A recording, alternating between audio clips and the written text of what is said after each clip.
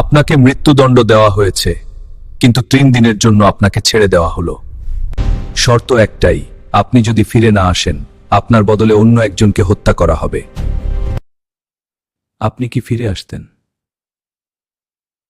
হযরত উমর রাদিয়াল্লাহু তাআলা আনহুর শাসনামলে একদিন দুজন ব্যক্তি এক বালককে টেনে হিঁচড়ে নিয়ে এলো তার দরবারে। তারা বলল, এই বালক আমাদের পিতাকে হত্যা করেছে। দরবারে নেমে এলো নীরবতা। বালকটি বলল, আমি হত্যা করেছি, কিন্তু তা ছিল দুর্ঘটনাবশত। আমার উট তাদের বাগানে ঢুকে পড়ে। তাদের পিতা একটি পাথর ছুঁড়ে মারেন, যা উটের চোখে লাগে।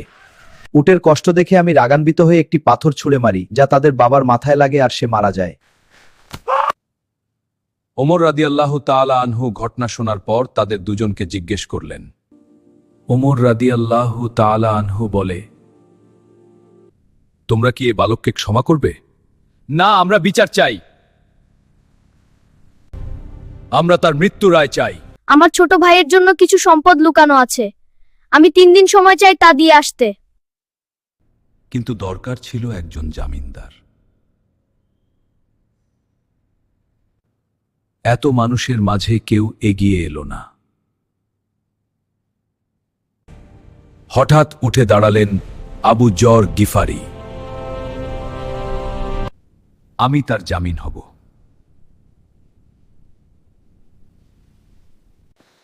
ছেলেটি মুক্তি পেয়ে 3 দিনের জন্য চলে যাচ্ছে। একদিন গেল, দ্বিতীয় দিনও গেল, তৃতীয় দিনে সবাই অপেক্ষা করতে লাগলো। তৃতীয় দিন মাগরিবের কিছুক্ষণ আগে বালকটি দরবারে ফিরে এলো। উমর রাদিয়াল্লাহু তাআলা আনহু বলে, তুমি কেন ফিরে এলে? বালক প্রতি উত্তরে বলে, আমি চাই না কেউ বলুক একজন মুসলিম কথা দিয়ে তা রাখেনি। উমর রাদিয়াল্লাহু তাআলা আনহু আবু যরকে জিজ্ঞেস করলেন, তুমি জামিনদার হলে কেন? আমি চাই না কেউ বলুক এক মুসলিমের সাহায্যের প্রয়োজন ছিল, কিন্তু কেউ এগিয়ে আসেনি। দুই ভাই নীরবে একে অপরের দিকে তাকালো।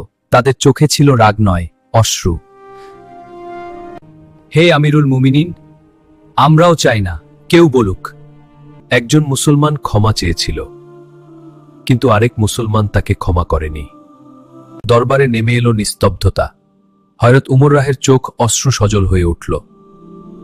আর সেই বালক দরবারে কাঁদতে কাঁদতে আকাশের দিকে তাকিয়ে আছে। সেদিন একটি প্রাণ বাঁচেনি, শুধু বেঁচে গিয়েছিল কথা রাখার সম্মান, ভ্রাতৃত্বের মর্যাদা, একজন সত্যিকারের মুসলিমের পরিচয়। কারণ একজন মুসলিমের কথা তার আমানত।